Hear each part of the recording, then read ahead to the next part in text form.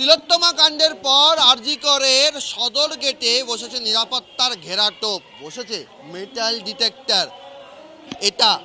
এটা দেখিয়েই জুনিয়র চিকিৎসকেরা প্রশ্ন তুলছেন ৯ই আগস্ট যেদিন তিলোত্তমা ধর্ষণ ও খুন হলেন সেই দিন অকুস্থলে বহিরাগতদের আটকাতে কেন সক্রিয় হলো না পুলিশ।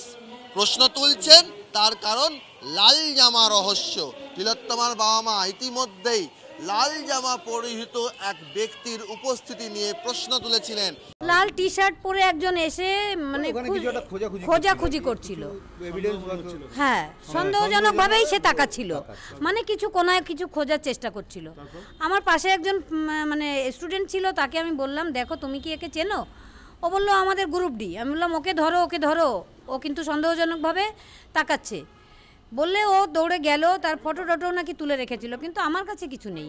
এবার প্রকাশিত ছবিতে দেখা যাচ্ছে আক্ষরিক অর্থেই সেমিনার কক্ষে ডায়াসের কাছেই একেবারে দাঁড়িয়ে রয়েছে লাল জামা পরিহিত এক ব্যক্তি এবং সেই সঙ্গে বেগুনি রঙের চেক শার্ট, খাকি রঙের ট্রাউজার্স পরিহিত আরেক ব্যক্তি। আর এই দুই ব্যক্তির ছবি ঘিরেই প্রশ্ন তুলছেন জুনিয়র চিকিৎসকেরা। তারা বলছেন এই দুই ব্যক্তি আরজি করের কেউ নন।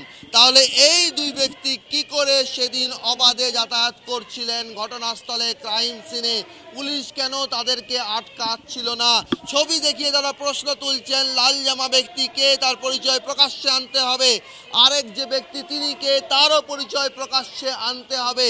তাদেরকে কারা অনুমতি দিল, কার অনুমতিতে তারা ক্রাইম সিনে যাওয়ার অনুমতি পেলেন, সে বিষয়টি স্পষ্ট করতে হবে। এই লাল জামা কি বহিরাগত? হ্যাঁ, আমাদের কলেজের চিকিৎসক কেউ নয়, এটুকু ছবি দেখে যেটুকু বুঝতে পারছি। তাহলে কলেজের চিকিৎসক যদি না হয় তাহলে অবশ্যই বহিরাগত হবে। ছবি দেখে যেটুকু বুঝতে পারছি তাতে এটাই মনে হচ্ছে।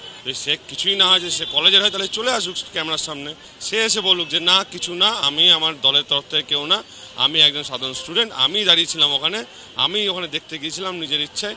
কিন্তু পুলিশের কাছে আমাদের এটা কোশ্চেন থাকবে যে তাহলে ওনাকে ঢুকতে দিয়েছিল কে? ওনাকে পারমিশনটা দেওয়া হয়েছিল, উনি পুলিশের মাঝখানে দাঁড়িয়ে পুলিশের ভেতর থেকে উকি দিয়ে দেখছে বডিটার কী অবস্থা, কী হয়েছে না হয়েছে, কে সেই রহস্যময় ব্যক্তি, তাহলে সে নিজে সামনে আসুক।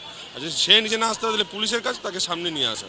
মানে পুলিশ ওখানে দাঁড়িয়েও আছে, তুমি যে ছবিটা দেখালে সেখানে পুলিশও দাঁড়িয়ে আছে। তাহলে এখানেই প্রশ্ন, মানে এই সিম্পল জিনিসটা কেন বুঝতে পারছেন না প্রশাসন, যে প্রশাসনের ব্যর্থতাটা চোখে আঙুল দিয়ে দেখিয়ে দিচ্ছে সবাই, তারপরেও প্রশাসন বুঝতে পারছে না তাদের ব্যর্থতাটা কোথায়। এই বাইরের মানুষজন কি করছে, তাদের কি পরিচয়, সেগুলো মানুষের সামনে আনা খুব প্রয়োজন এবং সেই জন্যই চাইছি একটা ট্রান্সপারেন্ট ইনভেস্টিগেশন। পুলিশের রোলটা তো সবার কাছে এখন আশা করি ক্লিয়ার হয়ে গেছে যে ওনারা অ্যাকচুয়ালি কী রোল প্লে করছিলেন ওই দিনকে, আর কিভাবে মানে এভিডেন্স ট্যাম্পারিং হয়েছে স্পষ্ট করবে লালবাজার।